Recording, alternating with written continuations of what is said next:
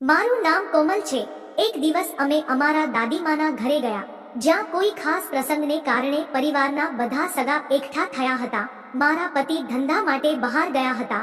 તે તમામ સગા સંબંધીઓમાં ઉત્સાહનો પ્રસંગ હતો। દરેક વ્યક્તિ આ ક્ષણનું દિલ ખોલીને આનંદ માણી રહ્યો હતો। હું અને મારો ભાઈ પણ એકબીજાને જોઈને મજાક કરવા લાગ્યા। અમે કેટલીક રમતો રમતા હતા, જેમને ઘણીવાર સાથે રમીએ છીએ। જો કે મેં ઘણી વખત એવું પણ અનુભવ છે કે લોકો અમારી વોર્નિંગ જોઈને ઈર્ષા કરે છે। તે દિવસે મોડી રાત થઈ ગઈ હોવાથી કેટલાક સંબંધીઓ ત્યાં રહેવા લાગ્યા। ઘરમાં 2 પલંગ હતા અને 6 લોકો સૂતા હતા। આવી સ્થિતિમાં અમે ઘરના વડીલોને ઉપર પલંગ પર સૂવા કહ્યું અને અમે નીચે ગોદડી પાથરીને સૂવા લાગ્યા। ગોદડી પણ એક જ હતી, તેથી મેં અને મારા ભાઈએ નક્કી કર્યું કે અમે સાથે જમીન પર સૂઈ જઈશું। અમે આનાથી ખૂબ ખુશ હતા। અમે આખી રાત વાતો કરી અને એકબીજાને અમારા જીવન વિશે બધું કહેવા લાગ્યા। આ દરમિયાન મારો ભાઈ પણ મને પોતાની પસંદની છોકરી વિશે જણાવતો હતો। અમે વાત કરી રહ્યા હતા ત્યારે થોડા સમય પછી મારી માતાએ મને એકલીને બોલાવી અને કહ્યું કે બધા સંબંધી અમારા બંને વિશે વિચિત્ર વાત કરે છે।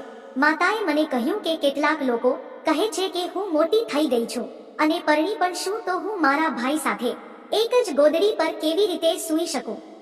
આવી બાબતોએ મને ઘણી આશ્ચર્યચકિત કર્યું। થોડીવાર પછી મેં જોયું કે મારા સાસુ બીજા રૂમમાં કંઈક કરી રહ્યા હતા। તે મારા પતિ સાથે વાત કરી રહી હતી અને તેણે આ આખી વાત મારા પતિને કહી। તે કહેતી હતી કે હવે હું પરણી જ છું, ત્યારે હું મારા ભાઈ સાથે આ રીતે પથારી શેર કેવી રીતે કરી શકું? આ બાબતોએ મને સમજાવી દીધી। આ બધી વાતો સાંભળીને મારો ભાઈ પણ ખૂબ દુઃખી થયો। પિતાએ પણ તેને ઘણી બધી વાતો કરી હતી। તે પછી અમને બંનેની તબિયત સારી ન હતી।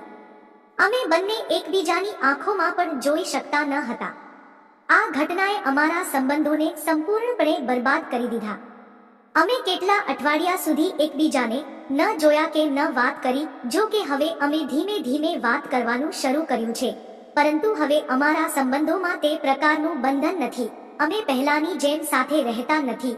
એ એક ઘટનાએ અમારા બંનેને સંપૂર્ણપણે બદલી નાખ્યા।